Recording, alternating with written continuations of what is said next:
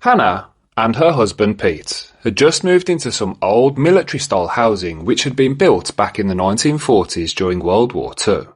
Thin walls, creaky doors, and an eerie, silent stillness that those old government buildings always seemed to have. When they first moved in, nothing seemed out of the ordinary. Everything seemed just fine. That was until Monday arrived. And from that point on, something inside that house started to make its presence known. And it all began late that night. So, Hannah was lying in bed reading a book when she heard what sounded like a soft tapping on the wall inside the bedroom. It was gentle at first, kind of like someone tapping their fingernail against the plaster. She looked up from her book to concentrate on the sound, to identify exactly where it was coming from. And then she heard something even stranger. You see, Hannah and Pete had no children, no pets, yet very clearly Hannah heard a faint meow.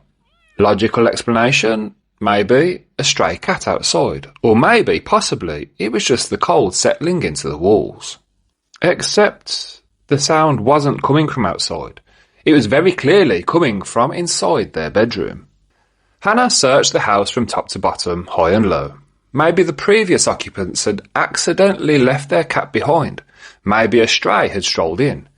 She found no evidence of any animals inside the house at all. And that was how the week began.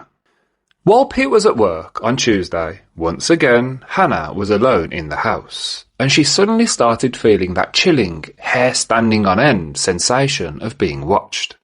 But not just watched, Hannah felt like wherever she went in that house, she was being followed. She walked upstairs, and the feeling followed her up, step by step. By the time she reached the top landing, she swore that she could feel someone breathing against the back of her neck, but it wasn't warm like a person. It was cold. Ice cold. Hannah ran to the bedroom and slammed the door shut behind her. That night, when Hannah and Pete got into bed, Hannah was telling her husband about what had happened earlier in the day, when suddenly they heard a loud crash coming from the kitchen downstairs. And then the footsteps started. Fast, heavy footsteps pounding up the stairs like something sprinting straight towards them. Pete, instinctively thinking it must have been an intruder, opened the bedroom door to check.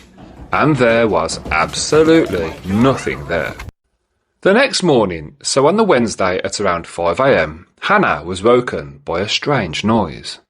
It took her a moment to figure out what it sounded like. It was like a credit card or something being smacked against the countertop. Sharp, precise, and repetitive.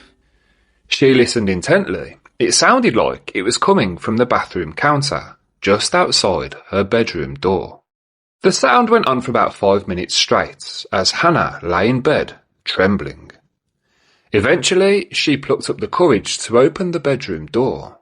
She peeked into the hallway, expecting, maybe even hoping, to catch someone in the act.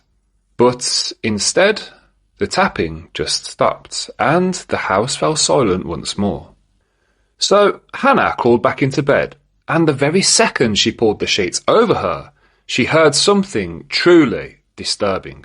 I mean, at this point, Hannah was absolutely terrified. She knew that Pete had already left for work early, so there was absolutely nobody else in the house.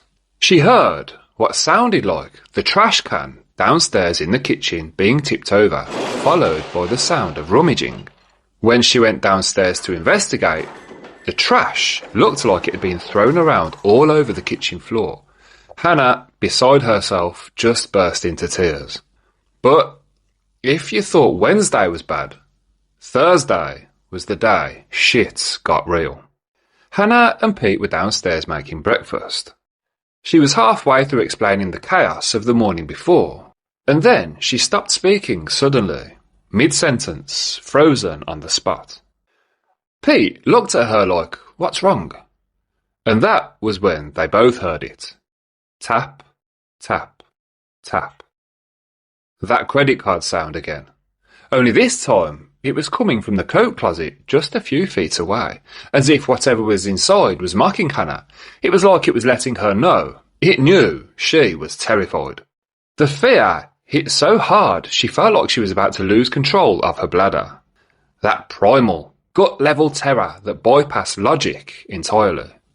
Just a few hours later, after Pete left for work, the entity struck again. Hannah was washing up in the kitchen. Through the kitchen door just across the hall, she saw the downstairs bathroom open on its own, before it slammed back shut violently. Hannah nearly passed out through pure fear. And then, a few hours later, came the knocking. On the walls, the cupboards, the doors, even the ceiling. It wasn't constant, but it was frequent enough to keep her on edge all the way until the evening. By this point, obviously, Hannah's anxiety had skyrocketed. She couldn't eat, she couldn't relax, she couldn't shake the feeling that something in this house knew she was terrified, and it was thriving on her fear. This was military housing built during World War II, the kind of place that had seen decades of turnover. So Hannah started doing some digging, asking the neighbours, looking for patterns, etc. And she learned something quite unsettling. The family who had lived there before them, they only lasted 3 months in that house. They simply packed up and left. No explanation, nothing. Hannah still hadn't figured out what was in the house, but she was determined not to let it win. She planned to keep investigating, and she was already arranging to have the place blessed. Let's just hope Hannah and Pete managed to rid the house of whatever was dwelling within.